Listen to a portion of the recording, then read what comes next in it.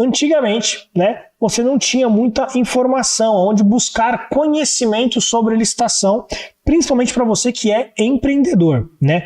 Para você que é concurseiro, para você que era servidor público, você encontrava muita informação na internet para isso, principalmente para quem é concurseiro, né? Eu não quero me gabar aqui, mas quando a Magna chegou, a maioria dos canais, a maioria dos vídeos eram para concurseiros, eram raros os vídeos voltados para quem queria vender para o governo, né? E hoje, você, no ruim tem a Magna, mas já tem outras pessoas que também fazem isso, que ensinam você, ou pelo menos orientam, dão algumas dicas, passam alguma visão de como que é o mercado das licitações na ótica de quem vende, tá? E faz toda a diferença, acredite.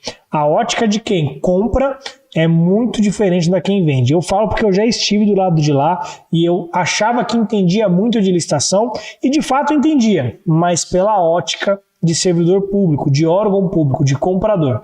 Agora, a ótica de vendedor, eu tenho a humildade de falar que eu não entendia nada. Achava que entendia, que não mudava nada. Não, tive que aprender muito e hoje todo esse conhecimento, ou pelo menos uma parte, né, a gente transmite gratuitamente aqui no nosso canal, no YouTube, fazendo essas lives semanais, fazendo vídeos diários que aparecem aqui, seja, né, na plataforma vermelha, na plataforma rosa. Então, hoje ficou um pouco mais fácil, não só para você participar, pelo fato das licitações serem online, mas também de você buscar o conhecimento, que antigamente era um pouco mais difícil. Eu lembro que quem queria participar de licitação tinha que ficar comprando aquelas leis, né? Tipo, era muito comum passar o pessoal vendendo, principalmente no quartel, vendia muito, aquela lei com compilado, né, de todas as leis de licitações ali, né? Tinha 8666, na época que eu comecei tinha o decreto 3931, 10520, 5450, e, pô, era um compiladinho, lei 123, tinha um compilado com todas as legislações ali, basicamente, que você ia precisar, né? E aí, basicamente, o conhecimento era lendo ali, não tinha ninguém para explicar, era muito mais difícil. Hoje está um pouco mais fácil, você tem canais assim como o da Magna, tem treinamentos, né? Alguns bons, outros não tão bons, mas, de modo geral, tem uma galera que ensina você aí a vender para o governo sem precisar ter que ficar lendo a lei, né? Antigamente era bem mais difícil. Então, esses são motivos que facilitam para você entrar no mercado, mas eu ainda vou entrar com alguns outros argumentos que são argumentos mais técnicos, tá? Outra coisa era que os processos não eram tão transparentes assim, tá? Então, você vai concordar comigo que a transparência que existia na década de 90, né, a Lei 8666 era de 93, por exemplo, a legislação, a transparência que existia em 94, 95, 96, até os anos 2000, era muito menor do que a transparência que tem hoje. Hoje eu consigo entrar no portal da transparência, ver quais são os empenhos que estão sendo feitos, quais são os pagamentos. Eu tenho o PNCP, por exemplo, que é uma grande vitrine aí para várias licitações. Então, inclusive para ver quem são os meus concorrentes, eu tenho um painel de preços que eu consigo ver quem são os meus concorrentes que já estão participando, que já estão ganhando de licitações. Então, assim, hoje a informação é muito mais aberta, muito mais transparente do que alguns anos atrás, uns 20, 30 anos atrás, né? E isso se dá, claro, a uma certa evolução que nós tivemos na área de tecnologia mesmo, né? Nos anos 90 não era todo mundo que tinha acesso à internet, e hoje já é uma informação mais simples, e por ter mais pessoas com acesso à internet, as informações hoje também estão lá. Antigamente, se você queria ver o resultado de uma licitação, a ata da licitação não estava na internet. Você tinha que ir lá no órgão público, solicitar a ata, o cara ia te cobrar uma taxa de impressão, porque não é todo mundo que tinha e-mail, né? O cara imprimia e te mandava a ata. Então, assim, era muito mais... Não vou falar obscuro, galera, mas assim, era muito mais difícil você ter acesso ao número de informações que você tem hoje sentado aí na cadeira do seu escritório, da sua casa, enfim. Hoje a informação está muito mais fácil. Tudo isso vem para facilitar não só você, cidadão, a fiscalizar os gastos públicos, né, mas também você, empreendedor, a entender como é que funciona o mercado e, claro, participar para ter dinheiro, para ganhar dinheiro. Ninguém é ONG, né, todo mundo aqui visa lucro, a princípio, a maioria da nossa audiência aqui visa lucro, então você está aqui para vender, para ganhar dinheiro. Então, tudo isso foram mudanças que teve, de modo geral, de quando a lei 8666 começou até hoje e, claro, com a nova lei, a 14133, tende a ficar cada vez melhor, né, nessa questão principalmente de transparência, beleza?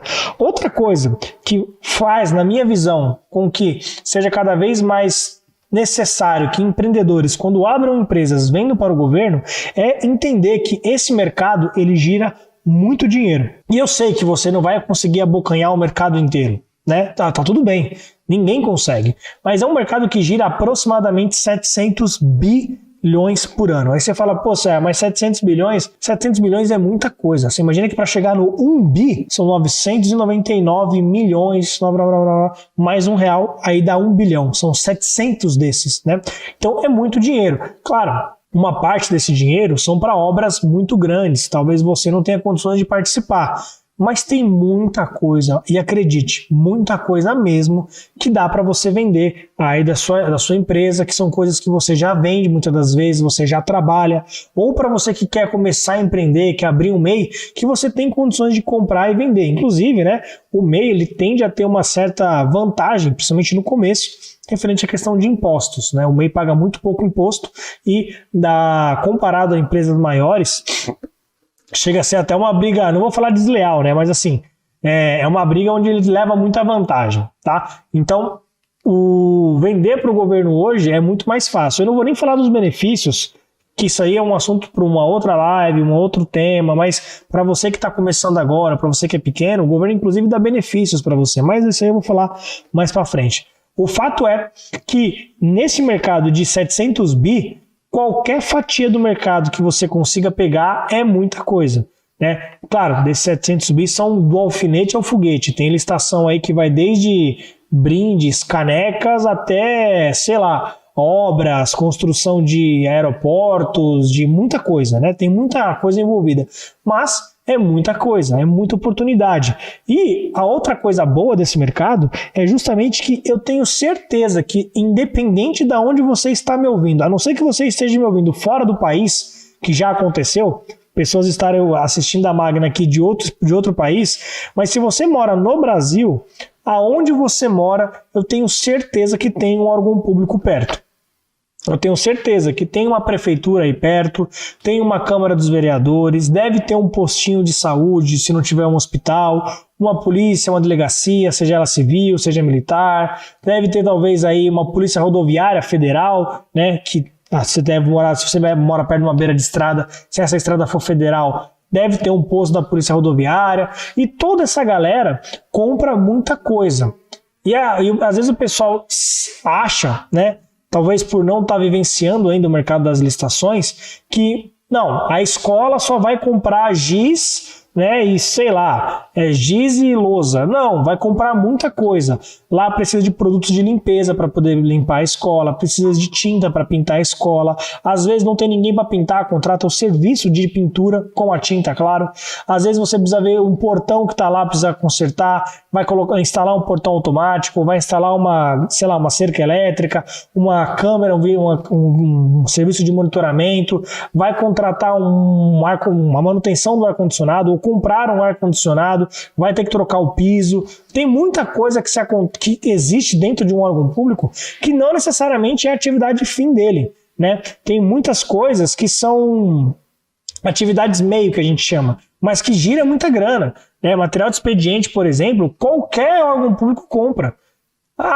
O que tem em todo órgão público? Folha. É raro você ir no órgão público e não ter folha sulfite lá. Todo lugar tem hoje em dia, né? Folha, banheiro, e se tem banheiro, alguém tem que limpar esse banheiro.